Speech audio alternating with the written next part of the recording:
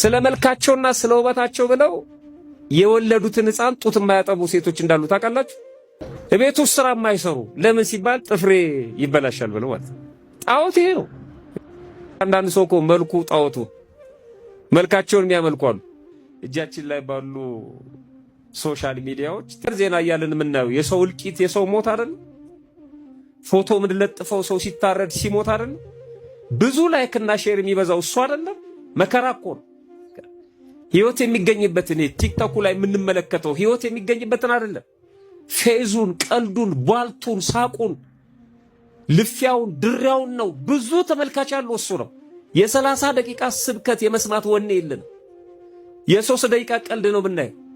ባጭሩ ንገረኝ ነው የምንለው። የሆነ ቁም ነገር እንኳን ሲነገር እመቤታችንን ተቀብለናታል፣ የአምላክ እናት መሆኗን እናምናለን ያሉ እሱማ ሴጣንም ያምናል። ካመንክ መቀበል ነው እናትነቷን። እናቴ ብሎ መጥራት አማልጅኝ ለምኝልኝ ማለት ነው። መልካቸው ጣዖት የሆነባቸው ሰዎች አሉ። ጾሙ፣ መጸለዩ፣ መጋደሉ ወሳኝ ነው። ሃይማኖት ብቻውን አይደለም፣ ምግባር ያስፈልጋል። ንስሐ መግባቱ፣ የቀሙትን መመለሱ፣ ከተጣሉት ጋር መታረቁ፣ የበደሉትን መካሱ እሱ ነው መንገድ ማለት እሱ ነው። እሱን እያደረጉ መጠበቅ ነው።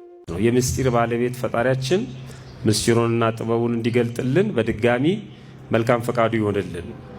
የምዕራቡ ዓለም የፕሮቴስቱ ዓለም ማለት ነው በቅዱሳን አያምኑም። በእግዚአብሔር እናምናለን ግን በቅዱሳን አናምንም ነው የሚሉት።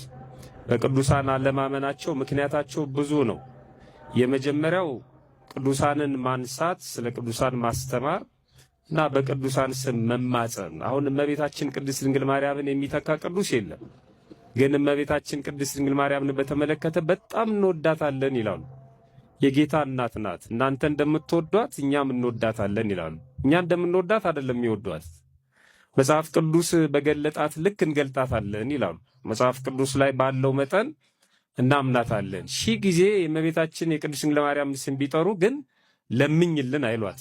እመቤታችንን መለመን አትችልም ነው የሚሉት እነሱ። አማልጅን አይሏትም፣ ማማለድ አትችልም። በቀጥታ ወደ ጌታ መቅረብ እያለ ፍጡራንን መሃል ማስገባት ምን ያደርጋል ነው የሚሉት። የሚያሳዝነው ግን እመቤታችንን ለምኝልን ብለው አይማጸኑም። አንድ የሚያስተምራቸውን ወይም ማስተማሪ ነኝ ብለው በአደባባይ የቆመውን ሰው ግን ጸልይልኝ ይሉታል። ለሱ ማለት ነው። ደግሞ እንድጸልይላችሁ ከፈለጋችሁ እዚህ ስር በሚሄደው አካውንት ጣል ጣል አድርጉ ይላል እሱ ማለት ነው። በጸሎት እንድትታሰቡ እንዲህ አይነት የእንግዳ ማረፊያ አለ። እዛ ውስጥ ሰፊ የጸሎት አገልግሎት አለ። እንጸልይላቸዋለን፣ እጅ እንጭንባቸዋለን ይላሉ።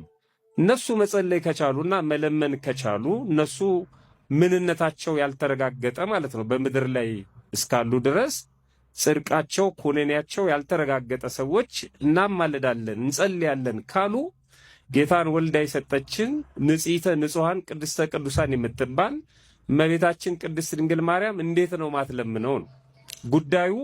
ሌላው ሰው ላይ የሚጠቅም ነገር ተገፍቶ ወይም ተጥሎ ያ ሰው አሽቀንጥሮ ከጣለው በኋላ